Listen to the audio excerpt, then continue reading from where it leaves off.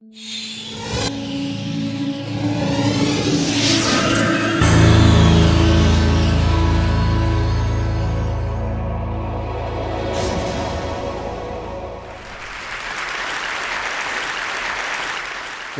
has been my passion ever since I was old enough to pick up a camera.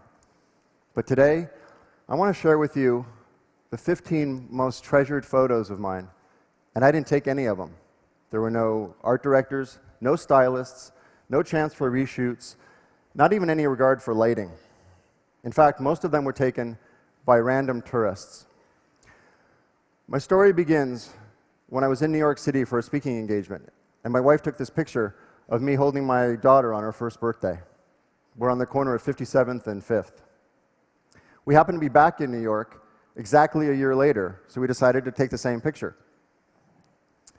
Well, you can see where this is going. Approaching my daughter's third birthday, my wife said, "Hey, why don't you take Sabina back to New York and make it a father-daughter trip and continue the ritual?" This is when we started asking passing tourists to take the picture. You know, it's remarkable how universal the gesture is of handing your camera to a total stranger. No one's ever refused, and luckily no one's ever run off with our camera. Back then, we had no idea how much this trip would change our lives. It's really become sacred to us. This one was taken just weeks after 9/11, and I found myself trying to explain what had happened that day in ways a 5-year-old could understand. So these photos are far more than proxies for a single moment or even a specific trip. They're also ways for us to freeze time for 1 week in October and reflect on our times and how we change from year to year, and not just physically, but in every way. Because while we take the same photo, our perspectives change, and she reaches new milestones. And I get to see life through her eyes and how she interacts with and sees everything. This very focused time we get to spend together is something we cherish and anticipate the entire year.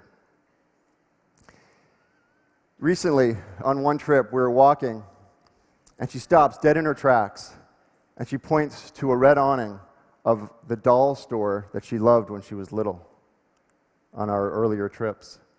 And she describes to me the feeling she felt as a 5-year-old standing in that exact spot. She said she remembers her heart bursting out of her chest when she saw that place for the very first time 9 years earlier. And now what she's looking at in New York are colleges, because she's determined to go to school in New York. And it hit me. One of the most important things we all make are memories. So I want to share the idea of taking an active role in consciously creating memories.